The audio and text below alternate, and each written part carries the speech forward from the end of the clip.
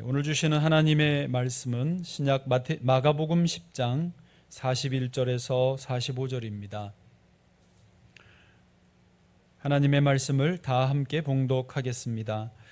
열 제자가 듣고 야고보와 요한에 대하여 화를 내거늘 예수께서 불러다가 이르시되 이방인의 집권자들이 그들을 임의로 주관하고 그 고관들이 그들에게 권세를 부리는 줄을 너희가 알거니와 너희 중에는 그렇지 않을지니 너희 중에 누구든지 크고자 하는 자는 너희를 섬기는 자가 되고 너희 중에 누구든지 으뜸이 되고자 하는 자는 모든 사람의 종이 되어야 하리라.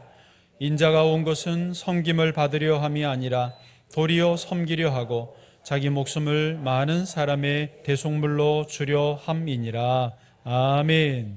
오늘 제목은 섬김입니다. 섬기려고 하자예요.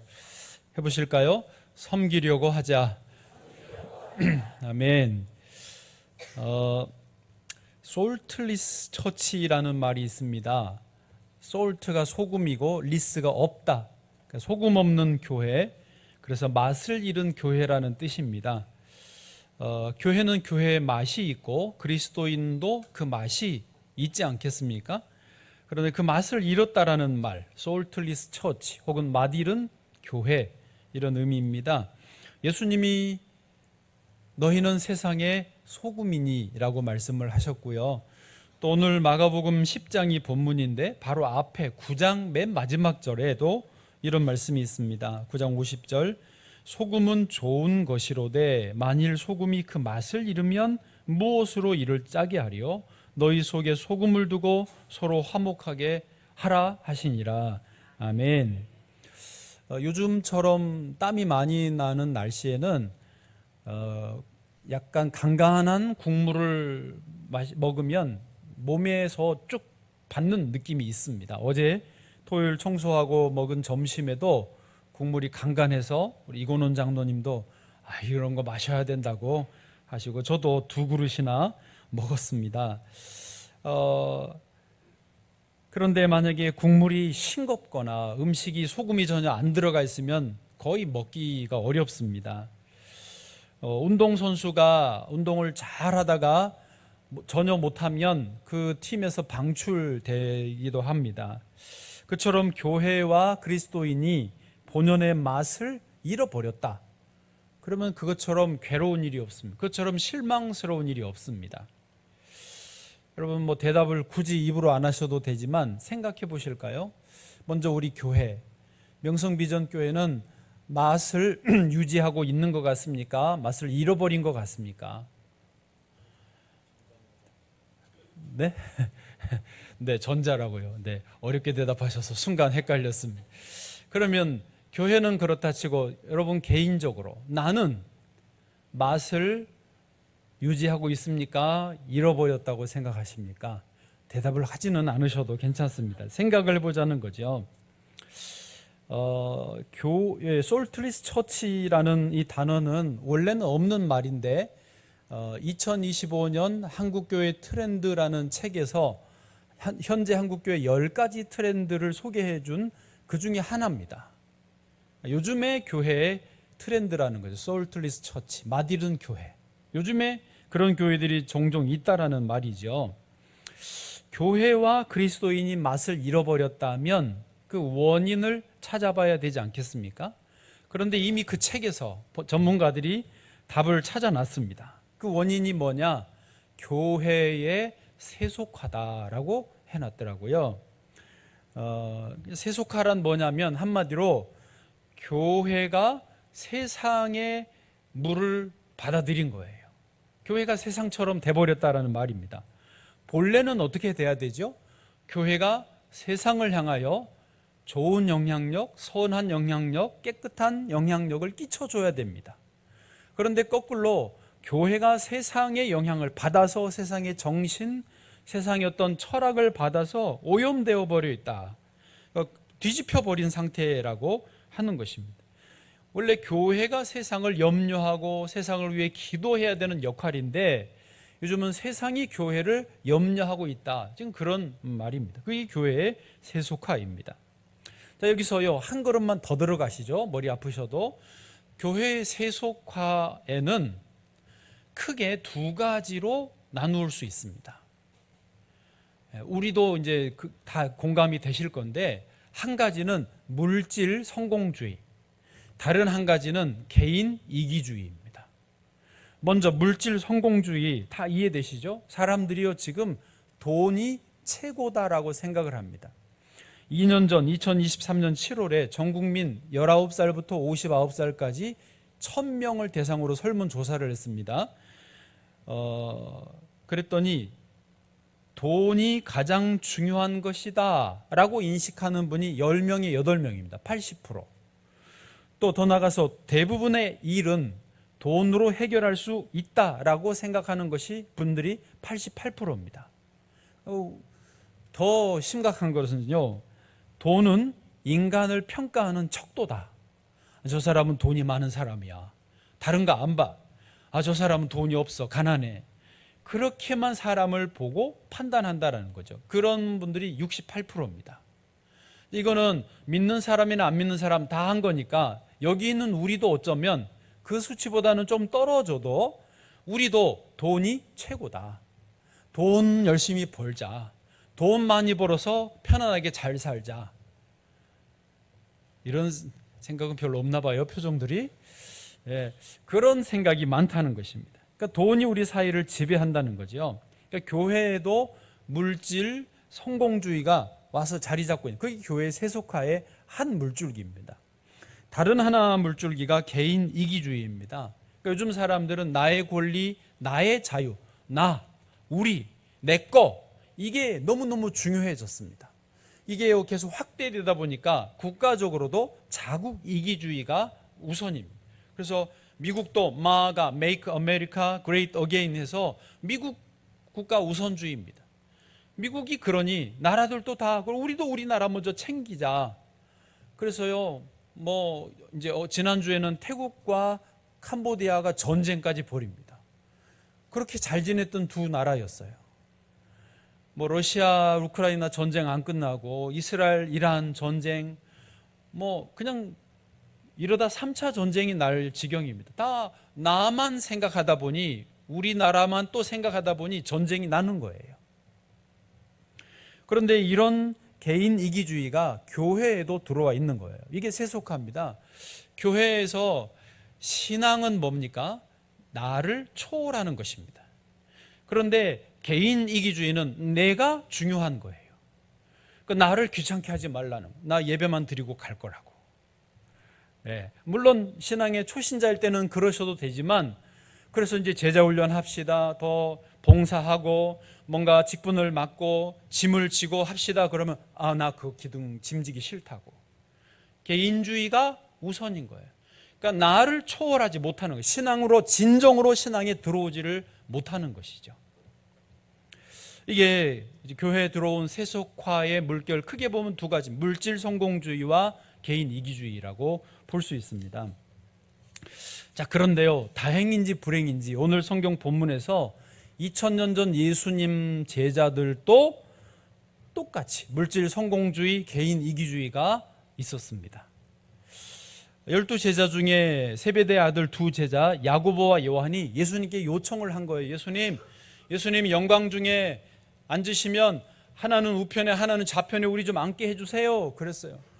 그러니까 예수님이 너희가 이게 얼마나 십자가를 져야 되는데 그거 할 수 있겠느냐, 그러니까 뭔지 모르고 네 하겠습니다 그런 거예요.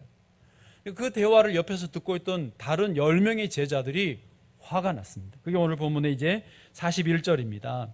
같이 읽어보시죠. 시작. 10 제자가 듣고 야고보와 요한에 대하여 화를 내거늘. 여러분, 우리 중에 한 몇 명이 화가 지금 나 있다고 생각해 보세요. 이 분위기가 편안하겠습니까?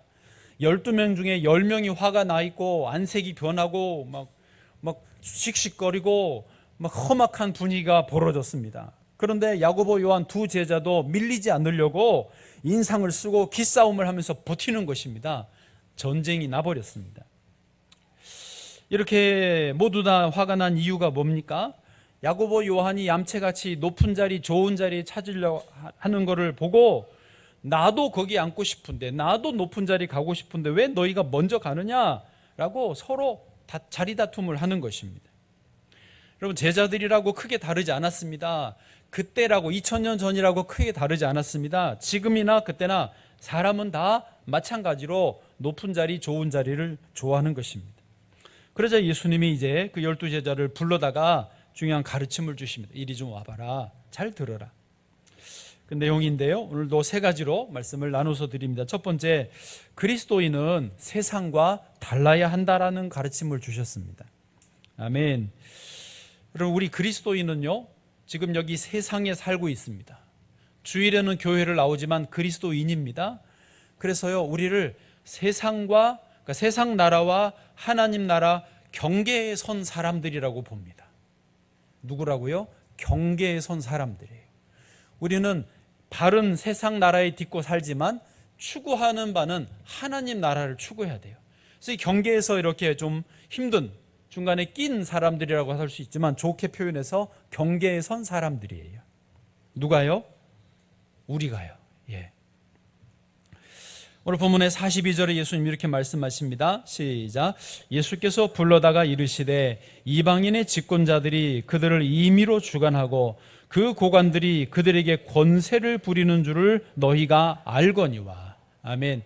너희가 알기로도 세상 나라에서는 이방인 집권자들이 그들을 임의로 주관한다. 그리고 그 고관들이 권세를 막 부린다. 알지 않느냐? 이게 세상 나라의 법칙이라는 거예요. 그러나 우리는 그러면 안 된다라는 것이죠. 달라야 된다라는 것입니다. 그런데 우리도 다 이 제자들처럼 세상 나라의 집권자들이 되어서 마음대로 하고 살고 싶어 합니다. 여러분, 여기에 권력을 잡아서 마음대로 하고 싶어 하시는 사람들이 있으십니까? 여기는 권력욕이 있는 분은 별로 없는 것 같아요. 그렇죠? 그런데 같은 원리로 돈은 좀 많이 벌어서 실컷 돈 걱정 없이 쓰면서 살고 싶어 하는 사람들은 많아요. 할렐루야. 그런데요, 권력 욕구나 돈에 대한 욕구나 같은 겁니다. 마음대로 내가 왕처럼 살고 싶다, 떵떵거리고 살고 싶다, 부족함 없이 살고 싶다, 그건 다 같은 마음이에요.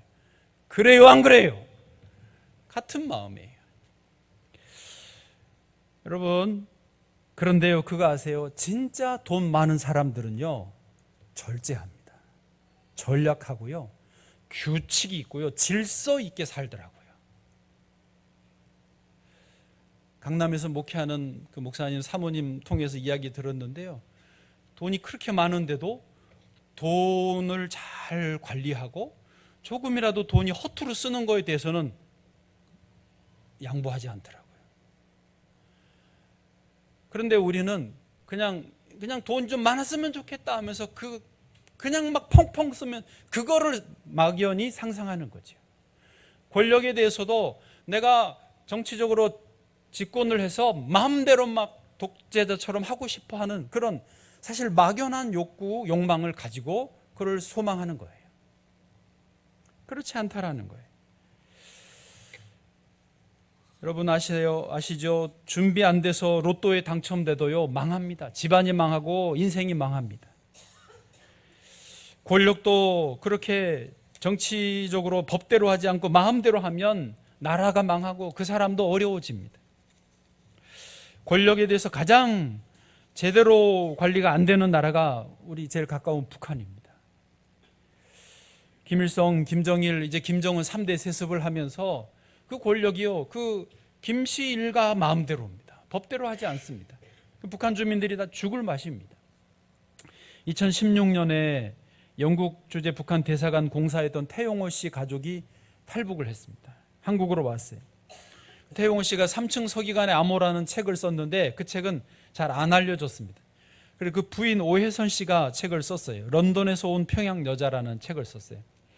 여성의 시각에서 썼는데 재미있으실 것 같아요. 저는 아직 읽어보진 않았고 인터뷰만 봤는데, 이 오혜선 씨의 작은 할아버지가 오백룡인데 김일성과 함께 빨치산 투쟁을 했던 분입니다.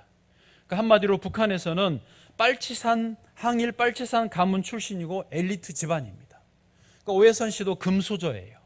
자기 아버지는 김일성 대학 총장을 했고요, 이 오해선 씨도 엘리트예요. 영어과, 평양 외대 영어과를 졸업했어요. 그런데 오해선 씨가 뭐라고 그러냐면, 자기가 이제 고등학교, 평양 외국어 그 고등학교를 다닐 때, 중학교, 고등학교 6년을 다니는데, 같이 학교를 다니던 친구들이 어느 날 한 명씩 사라지더래요. 왜 그럴까요? 그 아버지가 숙청을 당한 거예요. 그러면 자녀들은 같이 다 어디 아우지로 끌려가는 거죠. 다 권세가의 자녀들이고 그런 집안인데도 하루아침에 어떻게 날아갈지 모르는 거예요. 결국 오해선 씨 자기 집도 언제 어떻게 될지 모르는 불안함에 살지만, 북한에 있는 모든 일반 평민들은 말할 것도 없고 엘리트 집안이라고 하는 권력 중심에 있는 사람들도 다 불안 속에 살아가더라는 거예요. 아들이 둘인데 우리 아이들에게까지 이런 세상에 살게 할 수 없다. 그래서 한국으로 왔다는 것입니다. 여러분, 그런 현실인데도 우리는 막연하게, 제자들도 지금 그렇고 막연하게 좋은 자리만, 막연하게 부자만 되기를 원하는 거예요. 그게 잘못되어 있다는 거죠. 사단은 우리로 하여금 그 달콤한 맛을 보게 하고 그리로 들어오게 합니다. 교회에 세속화가 들어와서 사단에 넘어가는데도 그런 줄을 몰라요. 불나방이 불을 보면 어떻게 하죠? 뛰어 들어갑니다. 그럼 타서 죽습니다. 오징어 배는 불을 이렇게 요란하게 켜놓습니다. 오징어들이 불을 보고 막 합니다. 지가 그물에 걸려서 죽는 줄도 모르고. 사단이 우리의 마음에 세속적인, 세상적인 욕망을 심어주고 그걸 추구해라, 그걸 달성해라, 너 잘 살아라. 자기 죽는 줄 모르고 가는 거예요. 우리 그리스도인은 아까 말씀드린 대로 세상 나라와 하나님 나라의 경계에 선 사람들이라고 그랬습니다. 경계에 있기 때문에 우리는 그냥 막 살면 안 되고 잘 살아내야 됩니다. 생각을 해야 되고 선택을 해야 되고 결정을 해야 됩니다. 이 말 이해되시기를 바랍니다. 그냥 세상 사람들이 가는 물줄기에 몸을 맡기고 살면 안 되고, 그러면 세상으로 경계에서 끌려가죠. 잘 보고 하나님 나라 사람답게 선택해야 된다는 것이죠. 그래서 살아내야 되는 사람들인 줄로 믿습니다. 두 번째로 섬김의 역량을 키워야 한다는 것입니다. 그러니까 자리 다툼하는 제자들에게 너희 높아지려고 하지 말고 섬기는 자가 되라. 그러면 높아진다는 것입니다. 보면 43절 읽으실까요? 시작. 너희 중에는 그렇지 않을지니 너희 중에 누구든지 크고자 하는 자는 너희를 섬기는 자가 되고. 아멘. 너희는 그렇지 않다. 하나님 나라는 그렇지 않다. 분명하게 섬기려고 해라는 것입니다. 또 44절도 마저 읽어보시죠. 시작. 너희 중에 누구든지 으뜸이 되고자 하는 자는 모든 사람의 종이 되어야 하리라. 아멘. 이 종은 말 그대로 노예를 의미합니다. 예수님 당시는 진짜 노예, 종의 삶이 있었습니다. 그런데 지금은 그런 종, 노예가 없으니까 좀 섬김이 더 수월합니다. 여러분, 노예가 안 되셔도 괜찮아요. 그냥 현대 시대에 맞게 다른 사람을 도우려고 하고, 배려하고 뭔가 나누어 주려고 하면 그것이 섬기는 삶입니다. 우리 자녀들에게 저는 여러분이 물어주시고 가르쳐 주셔야 된다고 생각합니다. 공부해라. 그럼 부모님들이 자녀에게 그렇게 말하죠? 또 공부를 잘하기를 다 바라시죠? 그 목적이 뭡니까? 공부 잘해서 뭐 하게 하려고요? 너 잘 먹고 잘 살아야 된다. 너 어떻게든지 좋은 집에서 잘 살아야 돼. 너는 나처럼 고생하면 안 돼. 이거 아닙니까? 그게요, 문제가 많습니다. 그건 하나님 나라예요. 너 공부해서 남을 돕는 사람이 되라. 공부해서 나라를, 국가를 위해 이바지하는 사람이 되라. 어려운 사람 돕는 사람이 되라. 그것을 가르쳐 주죠. 그 목적을 분명하게 해야 아이들이 공부할 이유를 찾습니다. 그냥 너 잘 먹고 잘 살아라 공부시키면 애들도 동의가 안 돼요. 잘. 여러분, 직장 다니시면서 돈을 왜 버십니까? 잘 먹고 잘 살려고. 아이들 공부 잘 시켜서 애들 잘 먹게 잘 살게 하려고 공부를 시키시죠. 그게 성경적으로는 안 맞습니다. 불나방처럼 그렇게 불을 향하여 뛰어가고 있습니다.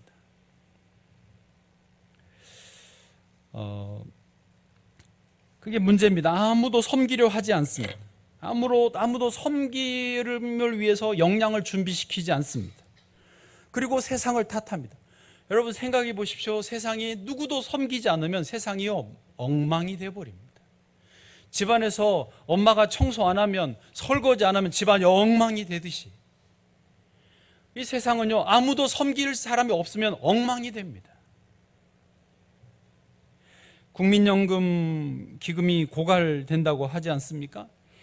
그래서 정치인들이 이거 해법을 찾으려고 그러는데 답이 아직도 온전히 안 나왔습니다. 왜? 어른 세대는 난 계속 더 많이 받을 거야 하고, 젊은 세대는 난 내기만 하고 못 받는데 왜 내야 되냐 하고, 그러니 서로 자기 욕망만 추가, 아무도 양보 안 하니 답이 없는 거예요. 베네수엘라 같은 남미의 국가는요 2019년도인가 17년도에 부도가 났습니다. 그 전까지 국민들, 정치인들 다 포퓰리즘하고 더 복지해달라고, 더 일 안 하고 많이 받으려고 그러다가 부도가 나니까 그때서야 다 정신 차려서 언제 어떡하지? 완전히 바닥을 찍고서야 정신이 깨어났습니다. 그러는 거예요. 아무도 섬기려 하지 않으면 소망이 없습니다. 가정도 그렇고 개인도 그렇고 교회도 그렇고 국가도 그렇습니다. 섬겨야 희망이 있고 섬겨야 사는데 섬기려고는 안 해요. 그냥 나만 잘 살고 내 자식만 잘 돼야 되는 거예요. 우리 교회만 잘 돼야 되는 거예요. 그러면 하나님 나라가 아닌 것입니다. 그래서 하나님의 아들이신 예수님이 이 땅에 오셨습니다. 예수님이 이 땅에 오신 목적은 섬기려고 오신 것입니다. 오늘 보면 45절 큰 소리로 같이 읽겠습니다. 인자가 온 것은 섬김을 받으려 함이 아니라 도리어 섬기려 하고 자기 목숨을 많은 사람의 대속물로 주려 함이니라. 아멘. 예수님은요 분명하게 선언하셨습니다. 그리고 분명하게 십자가에 당신이 돌아가셨습니다. 섬기기에 왔다. 난 섬김을 받으려 온 게 아니다. 왜? 많은 사람들이 섬김을 받으려고 가니까 내가 섬겨줄게 하고 오신 것입니다. 이제 예수님을 주인으로 모신 인생은 우리도 섬기려고 나아가야 됩니다. 너 공부해서 섬겨라. 아멘. 우리 엄마들 공부 잘해서 사람들 섬겨고 도와줘라. 돈 벌어서 어려운 사람들 잘 도와줘라. 그래야 돈을 벌어도 기쁨이 있습니다. 그래야 공부를 해도 영혼의 즐거움이 있습니다. 예수님을 주인으로 모신 인생은 섬김의 길로 나아가게 되어 있습니다. 예수님을 주인으로 진정으로 모셨으면 예수님이 그리로 인도하기 때문입니다. 예수님을 가장으로 모신 가정은 그래서 그 자체로 이미 행복합니다. 예수님을 섬기는 그 국가가 그래서 잘 되고 형통하는 것입니다. 예수님은 지금도 오셔서 우리를 섬겨주시고 있어요. 지금도 우리를 선하고 복된 길로 인도해주고 계십니다. 그 예수님과 함께 섬김의 역량을 갖추시기를 바랍니다. 어떻게 하면 좀 더 잘 섬길까? 우리 사진 하나 보여주시면요, 에릭 리델이라고 하는 중국 선교사의 아들이 있었습니다. 저게 불의 전차라는 영화로 만들어졌는데 중국에서 태어나서 자라다가 공부를 위해서 영국으로 본토로 와서 에딘버러 대학을 졸업했습니다. 근데 신앙이 아주 좋았는데 달리기를 또 기가 막히게 잘했어요. 그래서 자기는 달릴 때 하나님이 나를 기뻐하신다는 걸 느꼈대요. 그래서 1924년 파리 올림픽에 영국 100m 대표 선수로 나갔습니다. 그런데 예선전이 주일에 있어서 자기는 금메달 유망주인데 미안한데 못 뛴다고 그랬습니다. 비난을 받았습니다. 그래서 그 다음 날 있었던 200m에 나가서 동메달을 땄고요. 또 400m에 나가서 자기 종목도 아닌데 세계 신기록을 세우고 금메달을 땄습니다. 이게 불의 전차라 영화의 한 장면입니다. 그 영화 좀 봐보셨나요? 못 보셨으면 보시면 참 좋겠습니다. 그런데 이제 올림픽 이후에 에릭 리델이 어떻게 되었을까요? 자기 부모님을 따라서 다시 중국으로 선교사로 돌아갑니다. 텐진에 선교하다가 1930년 중일 전쟁이 벌어져서요, 일본이 중국을 이겨먹었거든요, 그때. 그래서 중국에 와 있는 서양 사람들, 그들 중에는 선교사도 있고 어떤 천주교 사제 신부들도 있고 사업가들도 있고 대학에서 가르치는 교수들도 있고 일반 또 그 가족들도 있고 어린아이들도 있고 온갖 부류의 사람들이 다 있었는데요, 그들을 일본이 전부 다 죽일 수는 없으니까 모아다가 수용소에 수용을 했습니다. 그 다음 보여주시면 산동 수용소에 수용했어요. 여기 저 책을 이제 에릭 리델이 쓴 건 아니고 다른 분이 썼는데, 그 수용소에서 그 온갖 사람들이 모여서 수용소에서 어떻게 살았는지를 아주 자세하게 소설처럼 써놨어요. 되게 재밌습니다. 근데 저도 저 책을 읽고 되게 우리 인간의 어떤 본 모습을 봤는데요, 목사하고 성직자고 선교사하고 뭐 사업가 교수는 뭐 돈 말을 할 것도 없고 다 자기 일만 생각하는 거예요. 어려우니까 침대가 이렇게 나무로 대충 짜진 딱 하나 누울 정도고 옆에 하고는 30cm 정도인데, 하루 지나면 옆에 침대가 한 2cm 밀려 있고 또 5cm 밀려 있고 계속 내가 좁으니까 밀어내는 거예요. 내 공간을 확보하려고. 주방에서 일하면 그나마 조금 한 숟가락을 더 얻어먹으니까 서로 주방에서 일하려고 싸우는 거예요. 어떤 분은 부식 창고에서 몰래 숨겨와가지고 밤에 오고 뒤에 숙소 뒤에서 먹고, 다 목사고 선교사고 신부고 그런 분들이 그러고, 뭐 교수님 사업가는 제일 더 하시고 미안하지만 그나마 덜 하신 분들이 수녀님들이 덜 했대요. 근데요, 저 산동 수용소에 아까 말한 그 에릭 리델도 수용이 됐습니다. 올림픽 금메달리스트가 수용되어 있다는 소식을 듣고 윈스턴 처칠이, 영국 수상이 전쟁 중에도 일본하고 협상을 해서 에릭 리델은 좀 보내주라, 한 사람을 따로 빼내려고 협상을 끝냈습니다. 그래서 에릭 리델이 나올 수 있었는데 리델이 어떻게 했냐, 자기가 안 나가고 임신한 다른 젊은 여성을 대신해서 보냅니다. 그리고 자기는 거기서 계속, 다른 사람들은 다 자기 이기적인 자기 배만 우선 챙기는데 리델은 계속 다른 사람들을 돕습니다. 자기 먹을 걸 나누어주고, 다른 사람 일인데 힘들면 자기가 대신 일해주고, 그렇게 희생적으로 살다가 거기서 뇌종양으로 순교합니다.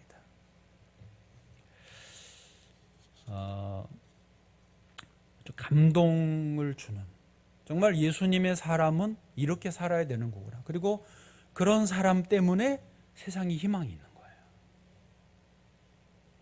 여러분, 세상을 한탄하지 마세요. 헬조선 제발 이런 소리 하지 마세요. 섬기려고 하세요.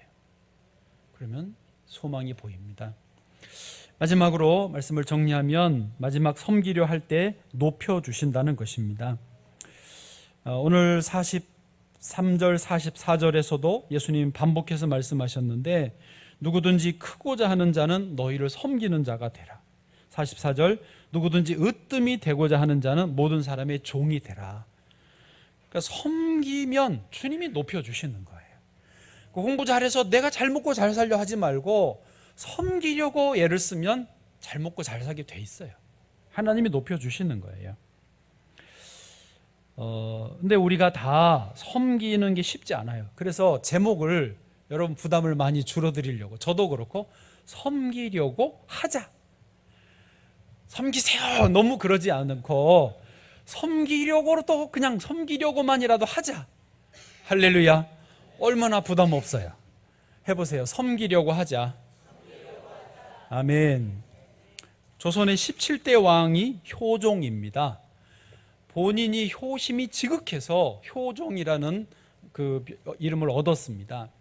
근데 효종이 어느 날 이렇게 도성을 시차를 나가고 있는데 웬 남자가 자기 어머니를 들쳐업고 갑자기 왕의 그 어가 행렬을 앞에 떡 가로막는 거예요. 난리가 났죠. 왕의 앞길을 가로막으면 바로 사형이지 않습니까? 그런데 이 남자가 엎드려서 어머니를 모시고 엎드려서 뭐라고 그러냐면, 어머니가 병들으셨는데 평생에 임금님 용안 한 번만 뵙고 죽으면 소원이 없겠다고 그래서 내가 목숨을 걸고 왕 앞에 왔다는 거예요. 그러니까 효종이 얼마나 기분이 좋아요. 그래서 너 효심을 높이 산다. 그래서 쌀 100섬에 쌀을 그 선물을 하사합니다. 근데 그 소문을 듣고 이웃 동네 아주 악명 높은 다른 사내가 있었습니다. 나도 상을 얻으리라. 그러고는 어머니를, 멀쩡하신 어머니를 모시고 또 왕 앞에 가서 털썩 다음에 엎드렸습니다. 그러니까 동네 사람들이 다 저놈이 쇼합니다. 막 옆에 수근수근해요. 근데 왕이, 효종이 그 말을 들었는데 뭐라고 그러냐면, 하는 척 해도 괜찮으니 효도를 하려고 해라. 쌀 50석을 선물로 하사합니다. 잘 살았다는 이야기입니다. 여러분, 섬김을 우리는 잘 못해요. 우리 본성이 그게 안 돼요. 예. 로마서 16장 18절에 보면 다만 자기들의 배를 섬기나니, 다 우리는 내 배만 섬기기를 좋아합니다. 그러나 섬기려고만 해도 하나님은 아세요. 그 마음을 보시고 애쓴다. 그래, 애쓴다. 그러면서 높여주신다는 것입니다. 오진곤 씨라고 하는 분이 쓴 책이 고객이 이기게 하라는 책인데요. 저는 이 책을 읽고 되게 좋았습니다. 여러분 들어보셨나요? 놀부보쌈, 놀부부대찌개, 뭐 또 하여튼 이야기가 있는 외식 공간이라는 그 회사의 주식회사의 사장인데요. 이분의 어떤 이제 수많은 실패를 해보면서 식당 사업에 이제 성공을 한 거예요. 그래서 이 책을 썼는데 요지가 뭐냐? 고객과의 게임에서 지는 법을 연구하면 돈이 쌓인다. 할렐루야. 돈 하면 신사임당과 세종대왕이 막 도망가는데, 고객에게 내가 져주려고 하고 고객을 이기게 하면 신사임당, 세종대왕이 손잡고 진권씨 하고 쫓아온다는 거예요.